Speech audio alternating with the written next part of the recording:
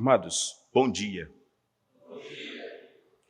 Abre sua Bíblia em Efésios, capítulo 1, dos versos 15 a 23. Todos encontraram? Diz a palavra do Senhor. Por isso também eu, tendo ouvido a fé que há entre vós no Senhor Jesus e o amor para com todos os santos, não cesso de dar graças por vós, fazendo menção de vós nas minhas orações, para que o Deus de nosso Senhor Jesus Cristo, Pai da glória, vos conceda espírito de sabedoria e de revelação no pleno conhecimento dele, iluminados os olhos do vosso coração para saberdes qual a esperança do seu chamamento, qual a riqueza da glória da sua herança nos santos e qual a suprema grandeza do seu poder para com os que cremos, segundo a eficácia da força do seu poder, o qual exerceu ele em Cristo, ressuscitando-o dentre os mortos e fazendo-o sentar à sua direita nos lugares celestiais, acima de todo principado e potestade, poder e domínio, e de todo nome que se possa referir, não só no presente século, mas também no vindouro. E pôs todas as coisas debaixo dos pés, e para ser o cabeça sobre todas as coisas, o deu à igreja, a qual é o seu corpo, a plenitude daquele que a tudo enche em todas as coisas. Oremos. Senhor, nosso Deus e nosso Pai, estamos diante da Tua palavra e nós necessitamos da graça do Senhor, da atuação deste poder da qual o apóstolo Paulo fala, inspirado pelo Senhor. Pedimos que o Senhor nos abençoe neste dia. Abençoe a Tua palavra. Alcança nosso coração, a nossa alma, com poder, Senhor. Que sejamos edificados como Teu povo, Tua igreja. Que o Teu nome seja honrado e exaltado. Em nome de Jesus. Amém. Queiram sentar-se, queridos. Em nossa mensagem anterior, consideramos a primeira parte desta oração do apóstolo Paulo para que Deus trouxesse luz no coração dos crentes, para que eles percebessem, soubessem qual a esperança do seu chamamento, qual a riqueza da glória da sua herança nos santos e qual a suprema grandeza do seu poder para com os que cremos. Nós estamos incluídos nisso. E penso que Paulo não poderia dizer a respeito deste último motivo, esse último pedido de oração, da sua oração pelos crentes de Éfeso, sem que apontasse para a atuação deste poder em sua forma mais sublime e eficaz.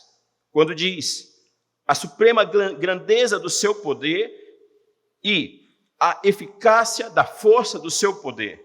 Paulo está falando de uma força poderosa, extraordinária e eficaz que agiu em Cristo, ressuscitando, trazendo-o de volta dentre os mortos, e que agora esta mesma força poderosa, extraordinária e eficaz, esse mesmo poder, age por meio do seu povo e no seu povo, a igreja. Os versículos 19 e 20 que lemos, em outra tradução diz: e como é grande o seu poder que age em nós. E como é grande o seu poder que age em nós, os que cremos nele. Esse poder que age em nós é a mesma força poderosa que ele usou quando ressuscitou a Cristo e fez com que ele se assentasse ao lado direito no mundo celestial, ao seu lado direito no mundo celestial. Então, nos versos 19 a 23, temos esse destaque de Paulo, que é a descrição da manifestação desse poder que hoje atua eficazmente em você e em mim. Pensemos um pouco na força deste poder que atua na sua igreja. Veja, crer em Jesus não é algo comum. Não é algo comum. Eu quero que você pense sobre isso, que vem simplesmente de persuadir a vontade do homem para que ele creia e aceite Jesus e tenha completa esperança em Jesus e ainda continue perseverando. São coisas extremamente difíceis. Eu conversava com um certo pastor, comentando sobre uma família que estava em nossa congregação um tempo atrás, e esta família já havia congregado com ele, e então ela passou um tempo conosco e saiu. E falava com esse pastor, e ele usou uma frase muito interessante. Ele disse: pastor Antônio, essas pessoas, elas nasceram de mim, mas elas nunca nasceram de Cristo. Pessoas podem nascer de pastores, podem ser amigos de pastores, amigos da igreja, podem nascer da igreja, entenda o que eu estou dizendo, não necessariamente de Cristo. Elas se agradam com o social da igreja, com a comunhão da igreja, elas passam tempo na igreja, mas não necessariamente elas são nascidas de Cristo, nascidas por meio desse poder. É necessário que haja a força poderosa agindo em suas vidas. Paulo fala deste poder como se estivesse somando palavras para expressar, ou ainda sobrepondo palavras para expressar a extraordinária força do poder de Deus.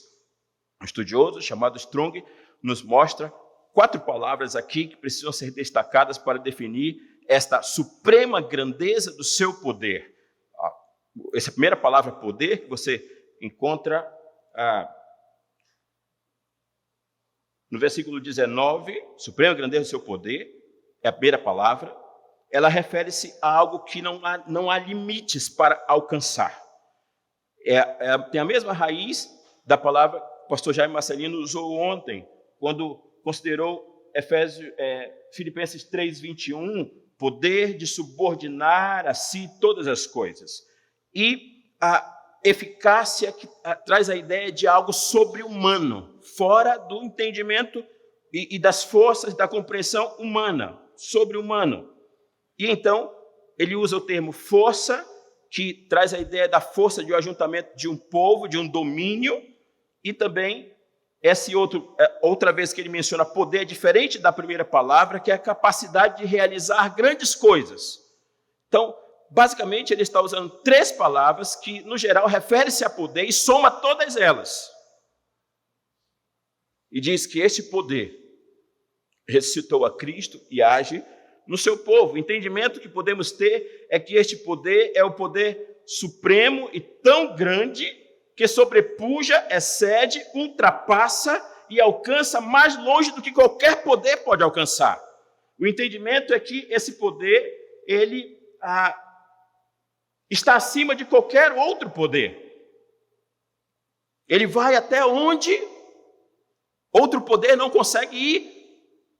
E ele alcança.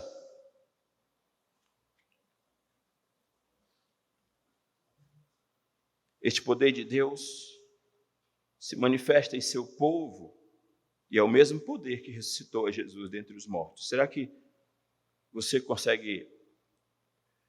nós conseguimos compreender, entender a grandeza desse poder que ressuscitou a Cristo e o colocou na posição mais elevada do universo e como representante dos crentes?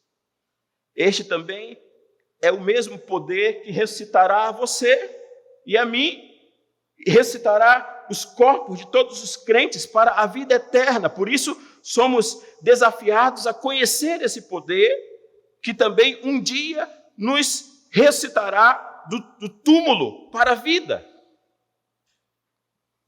Mas por que Paulo usa este argumento? A ressurreição de Jesus, nós ouvimos nosso irmão pastor Walter considerar, eu disse que ele tomou um pedaço do meu sermão. Essa ressurreição de Jesus é um dos pilares da fé cristã e é uma das doutrinas bíblicas que mais sofreu e sofre ataques desde os primeiros anos da igreja. O apóstolo Paulo, quando estava no Areópago, falou aos atenienses, e aí é interessante como Lucas destaca até esta palavra, ressurreição. Sobre isso te ouviremos numa outra ocasião. Eles não acreditavam. a ressurreição. Como crentes, precisamos estar convictos de que Cristo ressuscitou de fato. E se Cristo não tivesse ressuscitado, qual seria o nosso fim? Nada do que estamos fazendo aqui esta manhã teria sentido. Os louvores, a pregação, o culto, o ajuntamento, tudo isso seria vazio. Enquanto a fé reformada não teria sentido. Mas Cristo ressuscitou. Veja, o apóstolo Paulo, quando diz em Coríntios, 1 Coríntios capítulo 15, ele quer dizer que a nossa fé seria inútil. Continuaríamos no pecado. Os que morreram estariam todos perdidos. E a morte seria o fim de tudo e de todos. E não haveria esperança e consolo algum. No entanto, ao ressuscitar, Cristo se tornou a primícia dos que dormem. É interessante esse termo que tem a ver com os primeiros frutos de uma colheita. Você lembra quando o Senhor diz que seremos juntados dos quatro cantos pelos anjos como uma colheita, né? Se traz essa ideia. Jesus é as primícias, é o início dessa colheita, que continuará, que acontecerá. Eis a sua e a minha esperança. Mas o que significa isso? Que a ressurreição de Jesus é a garantia da ressurreição de todos os crentes. A ressurreição de Cristo é a prova de que nós também ressuscitaremos e viveremos eternamente com Ele. Ouça isso. Haverá um momento em que você estará no além, onde estiver o corpo. E aí a expressão que o Senhor Jesus usa em João capítulo 5, vem a hora em que todos os que se acham nos túmulos ouvirão a sua voz e sairão. Você ouvirá a sua voz e sairá. Aqueles que fizeram bem, para a ressurreição da vida. Os que praticaram mal, para a ressurreição do juízo. Por isso, Paulo também ora para que sejamos iluminados em nosso entendimento quanto à suprema grandeza desse poder que ressuscitou a Cristo Jesus e que o exaltou. E precisamos pensar neste poder, porque enquanto aguardamos o Senhor, enquanto vivemos nossas vidas, enquanto mais aguardamos a sua vida, possamos todos ser cheios de fé, de coragem, de esperança, perseverança, convictos e servindo ao Senhor em submissão e obediência. E o outro argumento que Paulo fala desta exaltação de Cristo. Jesus está acima de tudo que tem autoridade. Pense numa autoridade qualquer uma no mundo. Talvez a mais soberana, a mais forte, a mais poderosa, ou talvez a mais má, temida em nossos dias, às vezes por essas questões políticas, pelas pessoas, uma maldosa autoridade temida das pessoas, com receio do que virá nos próximos dias, nos próximos anos. Cristo está acima de todas elas. Você não precisa temer. E ainda que nós não compreendemos o todo desta revelação, todas as autoridades e todos os poderes deste mundo estão submissos àquele que está sentado e reina. O que aponta para o cumprimento das palavras do salmista, no Salmo 110, versículo 1, quando diz: disse o Senhor ao meu Senhor, assenta-te à minha direita, até que eu ponha os teus inimigos debaixo dos teus pés. E essas autoridades, não somente elas, assim como todos naquele dia estarão separados em apenas 2 grupos. O Senhor Jesus fala inúmeras vezes nisso. Os que lhe rendem obediência sincera. Este é um primeiro grupo. E os que sofrerão o peso do seu cetro no seu juízo. Naquele dia, todo joelho se dobrará diante dele. Todos se curvarão diante do Rei dos Reis. Mas, em segundo lugar, quando olhamos os versos 22 e 23 ainda, Paulo diz: e pôs todas as coisas debaixo dos pés, e para ser o cabeça sobre todas as coisas, o deu à igreja. O deu à igreja. Aqui temos o que os estudiosos chamam de união mística ou espiritual de Cristo e sua igreja, para tornar mais claro este entendimento, ou seja, a união do povo de Deus. O apóstolo Paulo usa 3 figuras para a igreja, e todas elas aqui na epístola aos Efésios. Primeiro, No capítulo 1, há de um corpo do qual Cristo é o cabeça, para expressar essa união do povo de Deus com Cristo Jesus. No capítulo 2, ele menciona a ideia de um edifício do qual Cristo é a pedra fundamental. Imagina, pedra fundamental e o edifício. E no capítulo 5, há de um casal. Daí o casamento é aquela expressão, é o casamento do crente, né, no povo de Deus, precisa ser essa expressão dessa união de Cristo com a igreja. E novamente ele traz essa figura. Significa dizer que Cristo completa a igreja. Não há igreja sem Cristo e sua palavra. Não há igreja sem o conhecimento de Cristo Jesus por meio da sua palavra. Pode ser um clube social, uma reunião de pessoas qualquer, mas não a igreja. Ao mesmo tempo, é interessante pensar, e aqui precisamos ter muito cuidado, porque não com a palavra que está, mas com a interpretação que surge, o que Cristo significa dizer que Cristo completa a igreja e que Cristo é completado pela igreja de uma forma misteriosa. Por isso Paulo diz, falando para o marido e a mulher, mas ele não se refere a eles. E ele termina dizendo no versículo 32, grande é esse mistério, mas eu não me refiro ao marido e à mulher. Eu me refiro a Cristo e à igreja. Alguém sugeriu que, como mediador, ele não estaria completo se não tivesse uma igreja.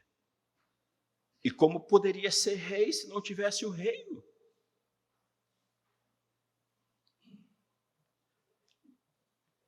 Mas em terceiro lugar, quando olhamos novamente para agora o versículo 23, ele diz, a qual é o seu corpo, a plenitude daquele que tudo enche em todas as coisas. Ele enche a igreja, que é a sua plenitude, em outras palavras, ele supre tudo aquilo que a igreja precisa para ser igreja, para ser o seu corpo. Ele a alimenta e dela cuida.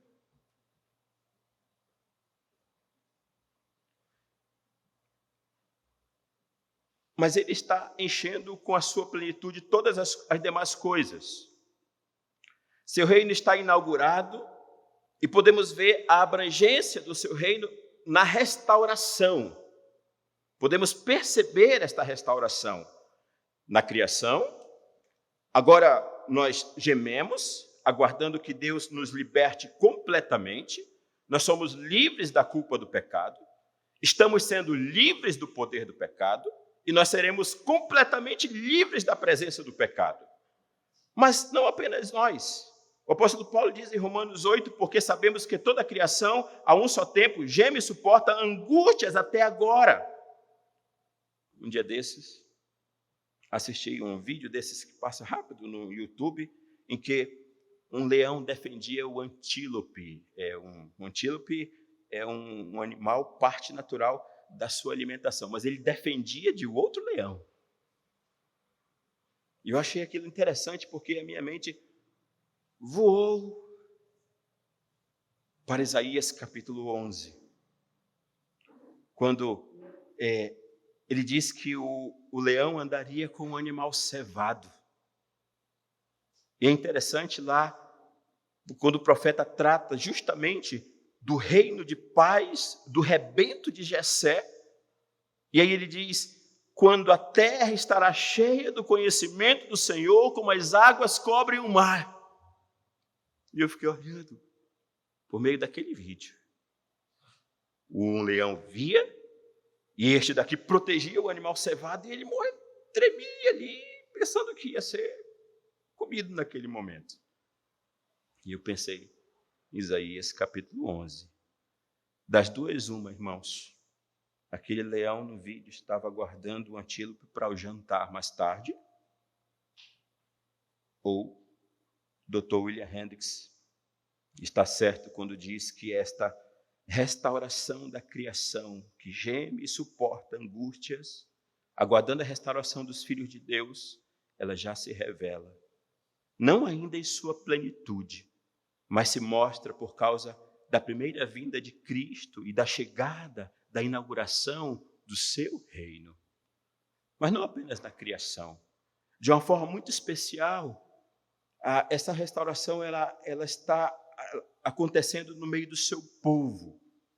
A restauração de um povo, desde as promessas do Antigo Testamento, o povo do Antigo Testamento, os judeus, é isso que o apóstolo Paulo diz, por exemplo, no versículo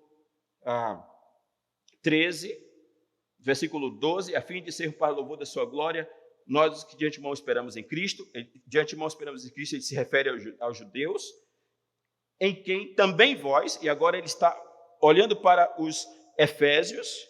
Então, imaginem isso, de Éfeso, esta palavra de Deus alcançou poderosamente outras cidades da Ásia, o evangelho se estendendo, alcançou Esmirna, Pérgamo, Tiatira, Sardes, Filadélfia, Laodiceia, Hierápolis, Colossos, o Amazonas, Manaus e Codajás. Tudo isso é um sinal de que o reino está presente e restaurando todas as coisas, especialmente um povo de propriedade exclusiva do Senhor. No entanto, este encher, a plenitude de Cristo se expressa mais que todo lugar, exatamente e especialmente na igreja. O reino ainda virá em toda a sua plenitude, mas hoje já podemos perceber este encher de Cristo, especialmente no meio da igreja, quando nós olhamos o perdão no relacionamento, a misericórdia, a comunhão, a perseverança em Cristo. Paulo traz um sinal da inauguração deste reino, considerando a comunhão, a unidade que estava presente agora entre judeu e grego. Ou como nós estamos aqui, mesmo de denominações diferentes, batistas e presbiterianos, assembleianos, mas unidos em Cristo, ainda com algumas diferenças. Unidos em Cristo Jesus. Este é um sinal. O apóstolo Paulo trata aqui em Éfeso como da inauguração deste reino.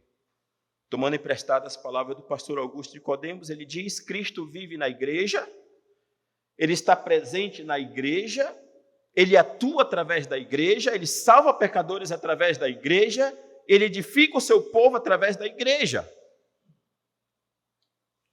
Eu teria algo para considerar em meio a isso, mas nosso tempo não nos permitirá. É o inimigo do pastor Walter também, né? O tempo é meu inimigo também. Eu gostaria então de passar algumas considerações diante daquilo que ouvimos agora. Em primeiro lugar, queridos, precisamos saber da atuação suprema e grandiosa deste poder. Nós precisamos saber, você precisa saber. Você considerou a primeira mensagem, o caminho para isso. A oração, como o apóstolo Paulo ora, especialmente associado à sua palavra, a pregação da sua palavra, o ensino da sua palavra, a leitura da sua palavra, a meditação da sua palavra, a compreensão da sua palavra. E aí o Espírito ilumina e nós compreendemos e nossa fé é fortalecida. Então, nós precisamos perceber o poder também da formação de uma nova raça, um povo, cidadãos, não deste reino terreno. É exatamente o que Paulo diz no capítulo 4, versículo 24. Se você quiser olhar na sua Bíblia, veja.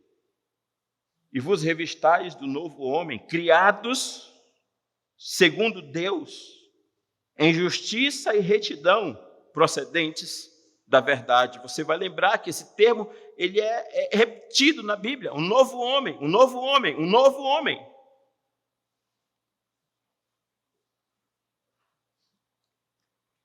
Deus nos ressuscitou juntamente com Cristo. E por meio de Cristo nos fez também sentar nos lugares celestiais juntamente com aquele homem, Deus, homem glorificado e representante legítimo de todos os que ele comprou e pagou com o seu sangue. para que a glória, e esse é o propósito final, nós vimos também na primeira mensagem, a glória desta graça seja conhecida por toda a eternidade. O capítulo 2, versículo 7 diz, para mostrar nos séculos vindouros a suprema riqueza da sua graça em bondade para conosco em Cristo Jesus. Ou seja, os crentes de Éfeso, os demais irmãos de outras igrejas, as quais esta epístola também seria lida, você e eu que estamos aqui nesta manhã, e todo o povo do Senhor, por um desvendar do Espírito Santo de Deus, por isso Paulo ora para que nossos corações sejam iluminados, recebam a luz do Senhor. Todos precisavam e precisam enxergar nesta palavra de Deus que o poder que nos salvou e nos salvará está salvando um povo de um novo reino. Este é o poder grande e supremo que ressuscitou a Jesus dentre os mortos e o entronizou nos lugares celestiais, o fez retomar a sua glória que ele já tinha antes que houvesse mundo. E o governo agora está sobre este que está assentado e reina. E o seu domínio está sobre tudo. Ele reina sobre todos, acima de todo principado, potestade, poder e domínio, e de todo nome que se possa referir, não só no presente século, mas também no vindouro. O governo deste rei abrange a todos, está acima de todos, está sobre todas as formas de poder. É interessante pensar nisso, porque há uma atribuição, no contexto histórico, em que a deusa Diana, a imagem da deusa Diana, era a Diana dos Efésios, usava como uma coroa com símbolos dos zodíacos, que significava que ela tinha poder sobre outros poderes. E eu não tenho como deixar de pensar que Paulo, ao escrever essas coisas, e aqueles irmãos que estavam lendo entendiam isso, da cidade de Éfeso, da idolatria dominante, que era reflexo do domínio da natureza humana, do príncipe da potestade do ar, deste mundo caído, e de todo o poder atribuído a deusa Diana, a rainha dos poderes celestiais, era assim que era chamada, dos demônios, de Satanás, e todos os anjos, e todos os homens, e governo deste mundo, de todo nome que se possa referir, todos estão debaixo da autoridade de Cristo, debaixo dos seus pés. Por isso ele é o Senhor.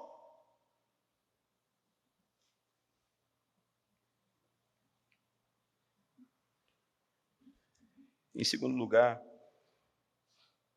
a compreensão do seu reino acontece especialmente, ou a expansão do seu reino acontece especialmente por meio da pregação do evangelho da salvação, a palavra da verdade. O evangelho é o poder de Deus, é a luz que brilha nas trevas. O evangelho que brilha em lugar tenebroso, é o termo que o apóstolo Pedro usa em sua segunda carta, quando diz a palavra profética, como uma candeia que brilha em lugar tenebroso. Certa vez, estávamos morando ali num bairro novo, em Manaus, zona leste de Manaus, e o pastor Frederico tinha um trabalho com crianças, esse trabalho ainda está lá, com crianças, e eu saí de casa para comprar alguma coisa no mercado próximo ali, e vi o carro, e neste mesmo dia, o colega pastor, o pastor Biratã, estava pousando em casa, e saímos. Eu corri em casa, eu chamei e disse, tem uma surpresa para você, vamos ali. E aí então chegamos lá, estavam construindo, trabalhando em cima no telhado, e tinha um velhinho lá na cadeira de roda olhando, né? E aí entramos, ele se alegrou conosco, aí conversa vai, conversa vem, diz, são presbiterianos, né? Duas palavras me chamaram a atenção naquele dia. Ele puxou assim o braço do pastor Biratã, o meu, trouxe assim para perto e disse, meu pai era presbiteriano até debaixo d'água. Vê que essa relação batista e presbiteriano é... Mas uma outra frase que ele disse foi: quando eu entro num quarto escuro, eu não brigo com as trevas, eu acendo a luz e deixo que a luz lute por mim. Eu demorei um tempo para compreender, fiquei com vergonha de perguntar no dia. Mas, queridos, veja, ninguém pode ser considerado inalcançável por este evangelho. Acenda a luz, onde quer que você esteja. Diante de qualquer pessoa, acenda a luz. Leve o evangelho a qualquer pessoa e deixe que Deus decida o que Ele fará no coração daquela pessoa por meio da sua palavra. Qualquer pessoa. Não duvide do alcance e do poder deste evangelho. Pregue o evangelho. Testemunho de Cristo e da salvação. Diga que se arrependam, porquanto estabeleceu um dia em que há de julgar o mundo com justiça por meio de um varão que destinou e acreditou diante de todos, ressuscitando dentre os mortos. Acenda a luz, onde quer que você esteja e diante de quem quer que você esteja. Em terceiro lugar,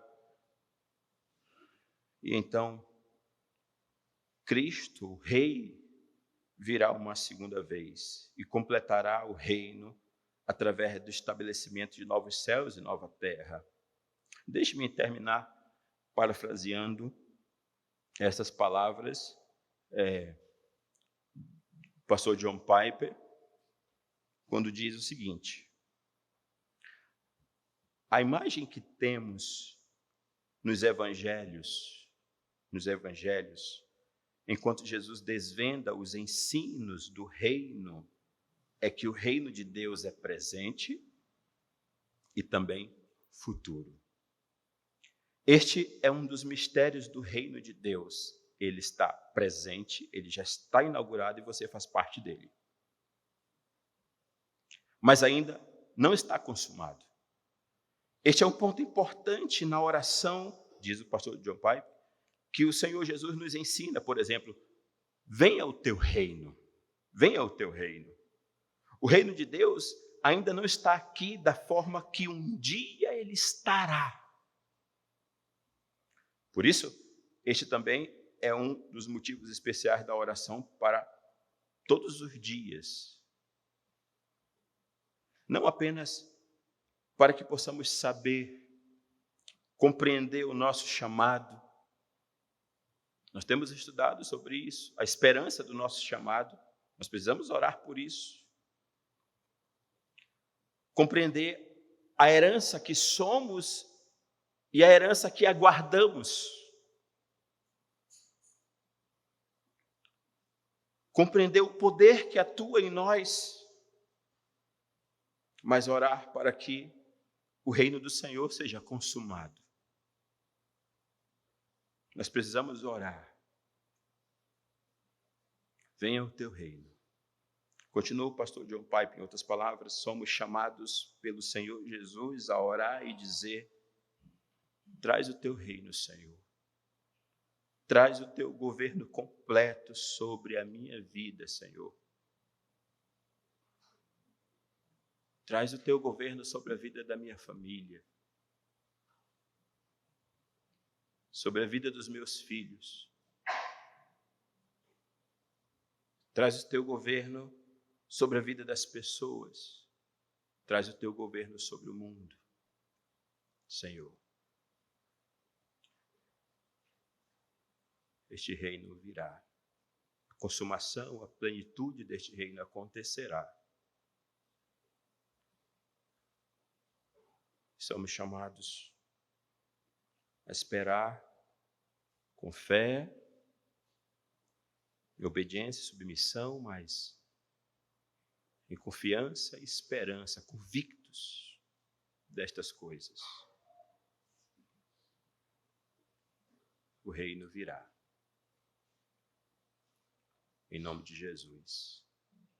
Amém. Vamos orar. Ó Senhor, venha o teu reino.